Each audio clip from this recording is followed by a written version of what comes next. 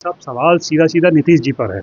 और क्योंकि आप माइनॉरिटीज़ को एक बड़ा रिप्रेजेंटेशन यहाँ पे किशन के अंदर करते हैं, जेडीयू पार्टी से लंबे वक्त से जुड़े हुए हैं जेडीयू से, तो इसको आप किस नज़र से देखते हैं? आप नीतीश जी को इसके लिए जिम्मेदार मानते हैं कि आपकी पार्टी के मुखिया ने इस पर कोई बड़ा स्टैंड नहीं लिया और उसका कोई बड़ा डैमेजिंग एलिमेंट आ सकता है इलेक्शन में? नहीं नहीं, निश्चित रूप से जब हमारी पार्टी कोएलिशन में है, जब सपोर्ट किया है तो जिम्मेदारी भी लेनी ही होगी। हाय दोस्तों, मैं अफसर अहमद हूं और इस वक्त मैं किशनगंज जिले में मौजूद हूं। मैं आपको बता दूं, पूरे देश भर में किशनगंज जिला काफ़ी चर्चा में रहता है और एक बड़ी वजह यह है कि इस जिले में करीबन 70% मुस्लिम आबादी है और यहाँ जो फैसला होता है वो माइनॉरिटीज़ उसमें डिसाइडिंग फैक्टर है। हमारे साथ एक ख़ास शख्सियत मौजूद है, उनका नाम है मुजाहिद आलम साहब। मुजाहिद आलम साहब जेडीयू के नेता हैं, 2 बार वो यहाँ विधायक रह चुके हैं कोचाधामन सीट कोचाधामन सीट से, और लोकसभा इलेक्शन लड़े और उसमें रनर अप रहे। तो एक अच्छा बड़ा नंबर लोकसभा इलेक्शंस में भी उन्हें वोट मिले। अभी वक्फ बिल जो पास हुआ उसके बाद मुजाहिद आलम फिर चर्चा में आए, उन्होंने इस पर आपत्ति जताई। क्या हुआ था? अगस्त 2024 में जब वक्फ बिल पार्लियामेंट में पेश हुआ तो उस वक्त मैं जो सांसदों का स्पीच सुन रहा था और मैं उस वक्त पटने में था। फिर वक्फ बोर्ड जा कर के उसको वहाँ से कॉपी डाउनलोड करवाया, 44 पेज का है। फिर अपने उसको स्टडी किया। फिर जो वक्फ बोर्ड के वकील हैं, एडवोकेट, और जो लीगल जो है एक्सपर्ट हैं, उन लोगों से जानकारी ली। तो उस पर कुल 14 पॉइंट्स पर मेरे द्वारा आपत्ति पार्टी के लोगों को, माननीय मुख्यमंत्री को, कई मंत्रियों को, जेपीसी के संयुक्त सचिव को, और जो है जेपीसी के जो माननीय अध्यक्ष थे जगदम्बिका पाल जी, उनको भी जब वो जेपीसी की टीम 20 जनवरी को पटना आई थी तो वक्फ बोर्ड के थ्रू दिया गया था और हम लोगों को आश्वस्त किया गया था कि जो चिंताएं हैं मिल्ली तंजीम और जो है माइनॉरिटीज़ का, तो उनको जो है पूरी मजबूती से पार्टी द्वारा, सरकार द्वारा जेपी के समक्ष रख दिया गया है। ऐसा कुछ भी नहीं होगा कि माइनॉरिटीज़ के सेंटिमेंट्स को हर्ट होगा। और बिल पास होने के बाद भी ये बताया गया कि जो है ये पॉइंट्स को हटाया गया है।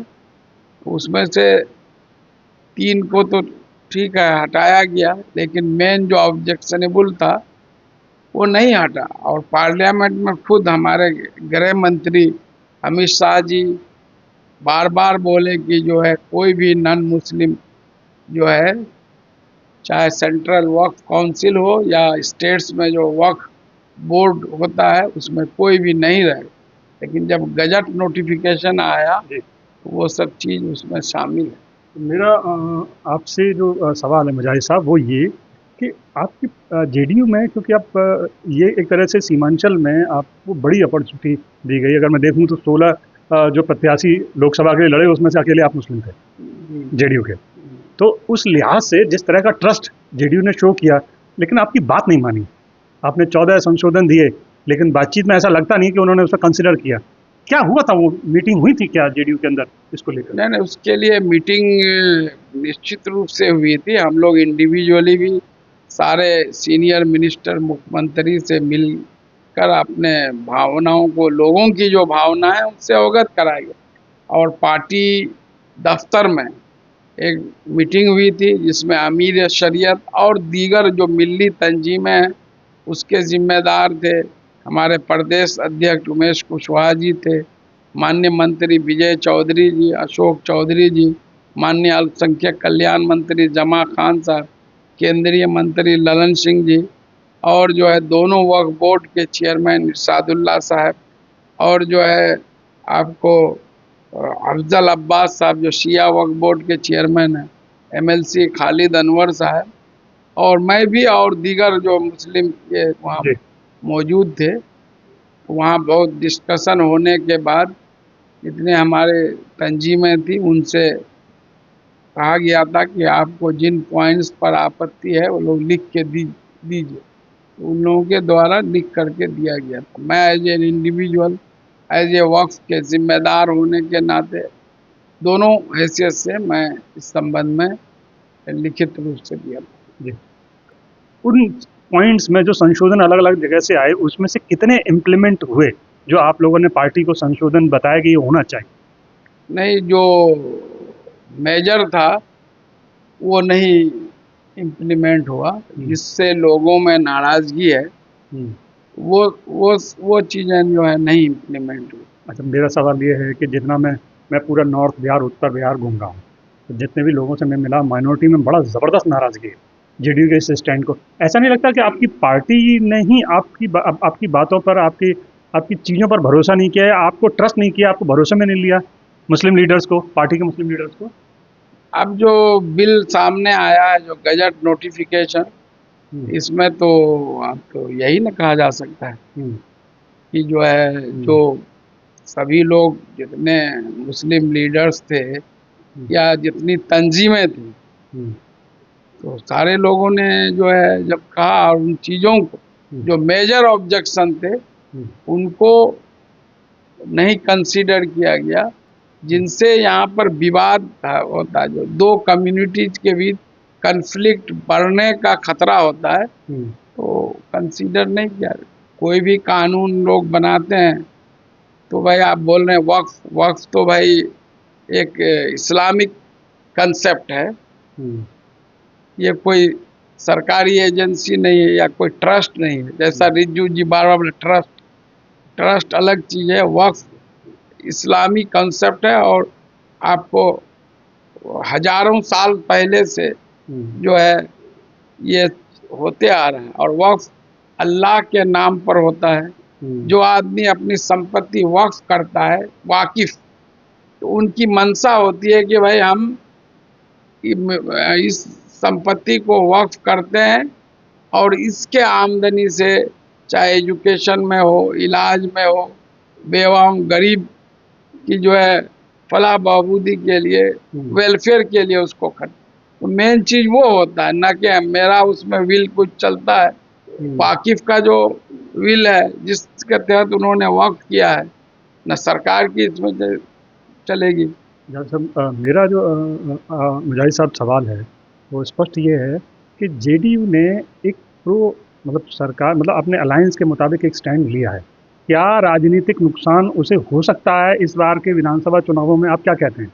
नहीं, अभी जो लोगों का की नाराजगी है, खासकर माइनॉरिटीज का, और जितने, तो निश्चित रूप से नुकसान होगा। अगर ये जो इस पर आगे कुछ नहीं किया गया तो निश्चित रूप से नुकसान होगा, कि उसको आगे बढ़ के जो है इस मामले में केंद्र सरकार से बात करके इसमें जो मेजर ऑब्जेक्शन है उसको हटवाना चाहिए। जिस तरह से किसान विधेयक में हुआ के पास होने के बहुत दिनों बाद भी उसको केंद्र सरकार ने यूपी चुनाव से पहले वापस लिया, तो इसमें भी होना चाहिए।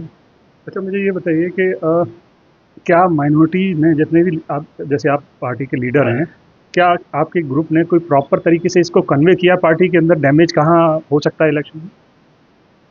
नहीं, सब लोग कहे ही होंगे, मैं भी अपने तरफ से कहा और लोग भी कहे ही होंगे। मैंने बताया कि मीटिंग जब हुई थी तो उसमें जेडीयू के सारे मुस्लिम लीडर्स थे। बलियावी साहब, शायद बलियावी साहब उसमें नहीं थे, उनके अलावा मैक्सिमम लोग वहाँ उस मीटिंग में थे।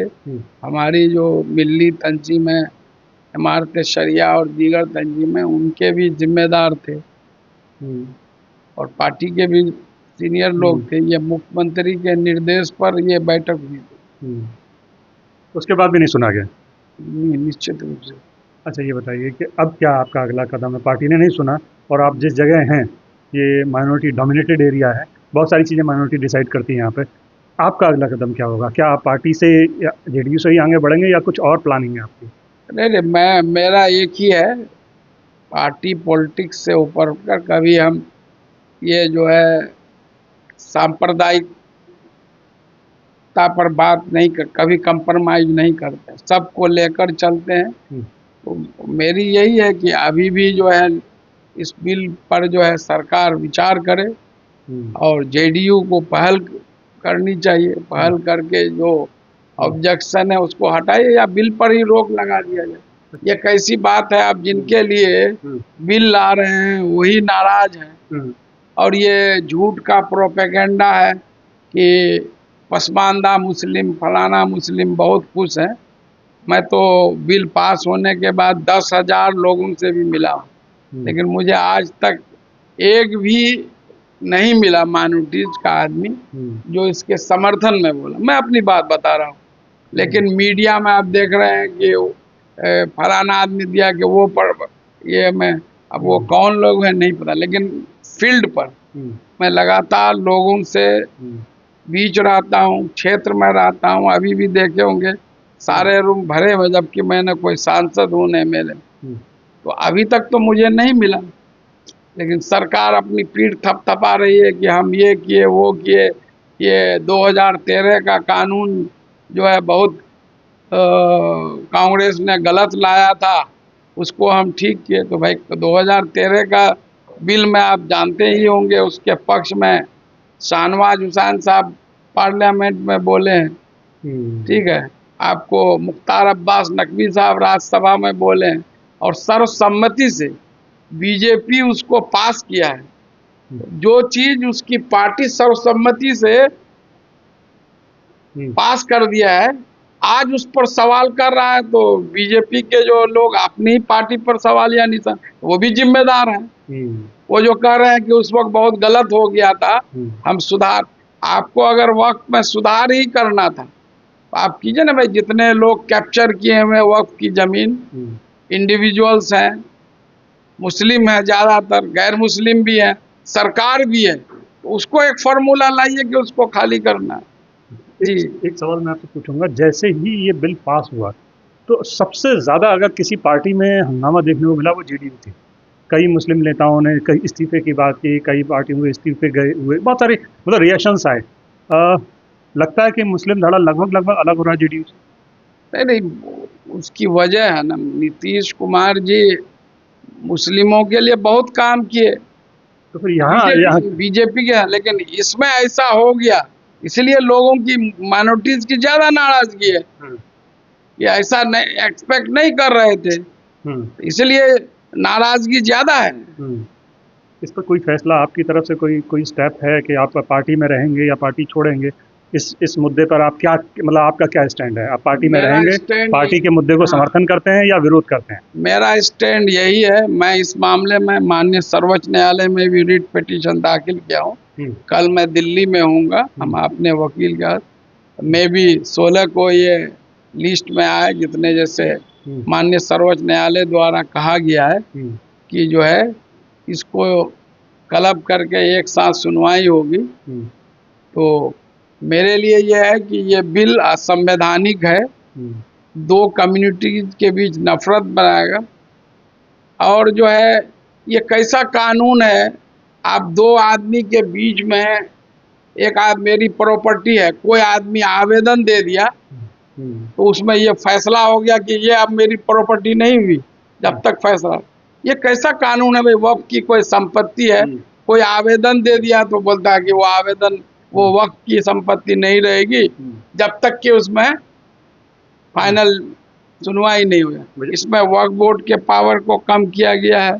ट्रिब्यूनल जो माननीय उच्च न्यायालय द्वारा जो है डिस्ट्रिक्ट लेवल के जज के अध्यक्षता में गठित होता है, तो उनके पावर को खत्म किया गया है। भाई साहब, सवाल सीधा नीतीश जी पर है, और क्योंकि आप माइनॉरिटीज को एक बड़ा रिप्रेजेंटेशन यहाँ पे किशनगंज में करते हैं, जेडीयू पार्टी से लंबे वक्त से जुड़े हुए हैं जेडीयू से, तो इसको आप किस नज़र से देखते हैं? आप नीतीश जी को इसके लिए जिम्मेदार मानते हैं कि आपकी पार्टी के मुखिया ने इस पर कोई बड़ा स्टैंड नहीं लिया और उसका कोई बड़ा डैमेजिंग एलिमेंट आ सकता है इलेक्शन में? नहीं, निश्चित रूप से जब हमारी पार्टी कोएलिशन में जब सपोर्ट किया है तो जिम्मेदारी भी लेनी ही होगी।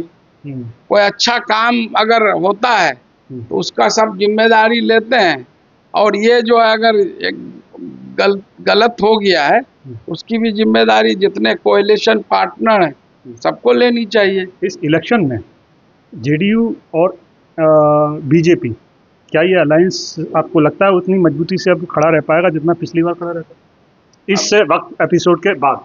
अब ये तो मैं इसमें मैं नहीं बता सकता हूँ, ये तो सिर्फ अलायंस तो भाई वो शीर्ष नेतृत्व तय करता है, हम लोग तो मेरा सिर्फ चुनाव परिणामों पर यह है कि जिस तरह की एक्टिविटी हुई है, नहीं इसमें अगर सरकार तुरंत कुछ एक्शन नहीं ले, ठीक, वो उस पर जो है नुकसान, मतलब वो नुकसान होगा इलेक्शन वोट का निश्चित रूप से।